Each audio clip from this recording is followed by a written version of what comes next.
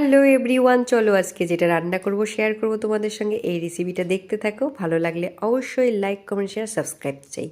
তো চলো, লাল লাল গোল গোল টমেটো কি সুন্দর লাগছে দেখতে। তারপর মিক্সার মেশিন নিলাম, ওর মধ্যে টমেটো দিলাম, বড় সাইজের একটা পেঁয়াজ নিয়েছি হাফ দিলাম, কাজু বাদাম আমন্ড বাদাম, ব্যাস আর একটুখানি আদা, বড় একটা ক্যাপসিকাম নিয়েছি, এটাকে ভালো করে টুকরো টুকরো করে ক্যাপসিকামটাকে কেটে নিলাম। পুরো ক্যাপসিকামটা নেইনি, হাফ ক্যাপসিকাম নিয়েছি, ওর মধ্যে টমেটো দিয়েছি, কালারটা কি সুন্দর লাগছে দেখতে। এবার চলে এলো পনির। পনির এখানে 200 আছে, 200 গ্রাম পনির। পনির নিয়েছি বেশ টুকরো টুকরো করে সাইজ করে কেটে কেটে নিয়েছি। পনির খেতে কে কে ভালোবাসো বলো? আমার তো বেশ বাবা ভালোই লাগে, পনিরের সব কিছু ভালো লাগে খেতে। তো এবার গরমের সময় ওই জিরে গুঁড়ো ধনে গুঁড়ো ওসব কোনো কিছুই দেইনি বাপু, দই দিয়ে আর এই বাদাম টাদাম দিয়েই পনিরটাকে রান্না করব। তো শেয়ার করছি তোমাদের সঙ্গে। এখানে গরম জল ফুটিয়ে নুন হলুদ দিয়ে এবার পনিরগুলোকে একটুখানি গরম জলে রেখে নিলাম, যেন নরম তুলতুলে হয়, একদম স্পঞ্জের মতো। তো এবার চলো, কড়াইয়ে সর্ষের তেল দিয়ে দিলাম খানিকটা পরিমাণে। এবার একটু নুন ছিটে দিয়ে দেবো যাতে পনিরগুলো ভেঙে ভেঙে না যায়। তো এবার কি করব, পনিরগুলোকে ঢেলে দিয়ে দিলাম, একদম নেড়ে চেড়ে সোনালি আকারের করে কালার করে ভেজে নিলাম। কালারটা দেখেছেন বন্ধুরা?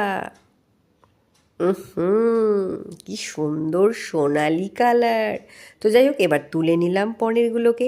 তুলে নেওয়ার পর ওর মধ্যে একটুখানি ঘি দিয়েছিলাম, তারপরে দিয়ে দিলাম ক্যাপসিকামটা।